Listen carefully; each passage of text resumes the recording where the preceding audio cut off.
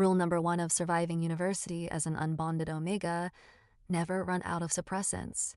Because when the school's unattainable alpha knots you in a dark supply closet, you block his number out of pure humiliation, not realizing he's about to spend the next few months chasing you around. Chapter 1. I slapped my face multiple times, trying to shock myself out of the heat spreading beneath my skin. I had felt it coming earlier during class. The moment that sudden, suffocating warmth bloomed inside me, I quietly slipped out and ran to the nearest supply closet. The bathrooms were always too crowded, but this dark, cramped closet was my best bet. Goddess, why now?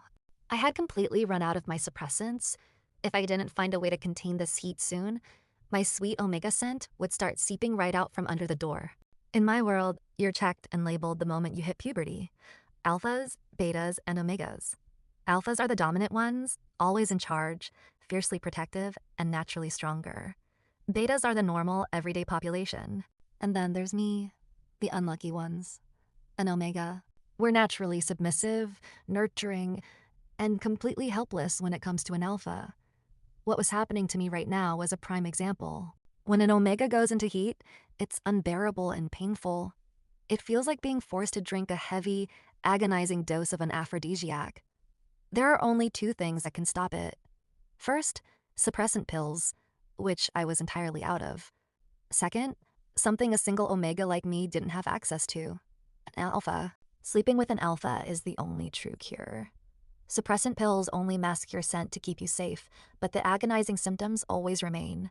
It makes things incredibly dangerous for us. An alpha can easily take advantage of you if you're not careful, and when you're in heat, you're too weak to even think about resisting.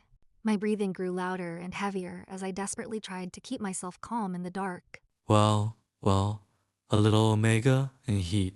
A quiet, low voice suddenly vibrated from the shadows behind me. I jolted, spinning around.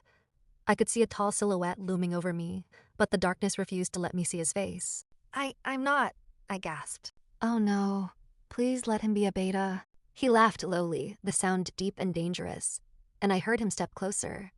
He sounded so incredibly familiar, but my hazy mind couldn't place it. Don't lie to me, Lily. I can smell your scent. He chuckled softly, teasing me as he closed the distance. It's suffocating me so bad.